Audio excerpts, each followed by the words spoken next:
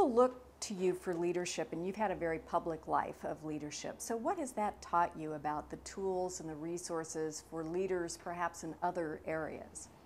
Well, I think firstly it's taught me that the greatest grounding as a leader is to be authentic, to be true to yourself, to, as part of that, to not only discover, but to keep discovering and keep claiming your own voice, your authentic voice, because nobody else has the voice that you do. Nobody else has the experience that you do.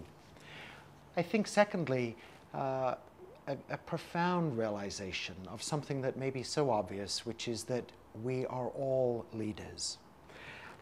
Everyone exercises leadership in some sphere or some spheres of their life. And so for those who have perhaps a more official leadership position within the life of an organization or a community, an awareness of what an incredible resource that is to be, not just to be tapped into, but to really encourage others to exercise leadership in places where they may not think of themselves as having anything to offer in that area. And then I suppose the third thing would be courage, and courage comes from the root word which really means love. And so as a leader, knowing how to love yourself.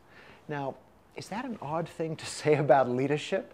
Well, I think it is, because so many leaders tend to be alpha or type A personalities, constantly driven, working excessively, that there isn't the time taken to perhaps do as much inner reflection and inner work as is really helpful and important to be grounded in yourself. So courage, the courage to love yourself, and the courage to understand that leadership is not about me. It's not about the person who is in the quote-unquote leadership position, but about something larger, that which some people refer to as connective leadership, the bringing together of diverse ideas and opinions and creating a climate in which that's possible, the courage to seek commonalities and to imagine what those might be like when implemented.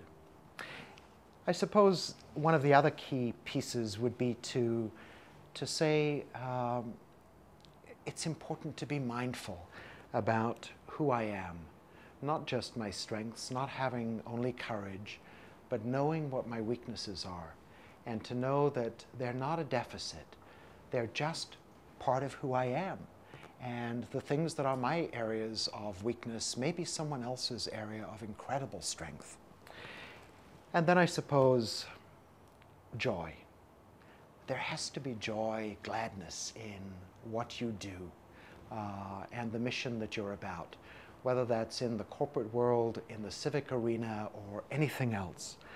And when it isn't there, to listen to your inner voice and to have the courage and enough love of yourself and those who love you to say, maybe it's time to move on to something else.